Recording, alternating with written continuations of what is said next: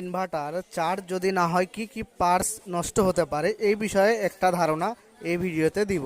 প্রথমে যে বিষয়টা দেখতে হয়, এখানকার এই যে ফিউজ, এই ফিউজটা নষ্ট হয়, পাশাপাশি এখানে রেকটিফায়ার ডায়োড থাকে, ডায়োড নষ্ট হয়, এমনকি এই এসি সাইডের মসফেট নষ্ট হয়। এটার কিন্তু এই পাশের রেজিস্টারগুলোও পুড়ে গেছে।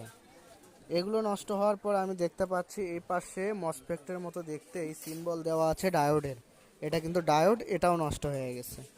তো এই সকল পার্টসগুলো চেঞ্জ করলেই এই চার্জিং সেকশনটা ওকে হয়ে যাবে। পাশাপাশি আর একটা জিনিস আছে, এগুলো লাগানোর পরেও যদি কাজ না করে তখন এখানে 3842 নাম্বারে আইসি আছে, এই আইসিটা চেঞ্জ করতে হবে। ভিডিওটি যারা দেখছেন তারা অবশ্যই ইনভার্টার ব্যবহার করেন। তো আপনি নষ্ট ইনভার্টার যদি থাকে মেরামত করে নিতে চান তাহলে আমাদের প্রতিষ্ঠানে কুরিয়ার সার্ভিসের মাধ্যমে পাঠিয়ে দিয়ে মেরামত করে নিতে পারবেন। যে কোনো মডেলের ইনভার্টার আমরা সার্ভিসিং করে থাকি। আমাদের ঠিকানা বগুড়া সদর সালাম ইলেকট্রনিক্স।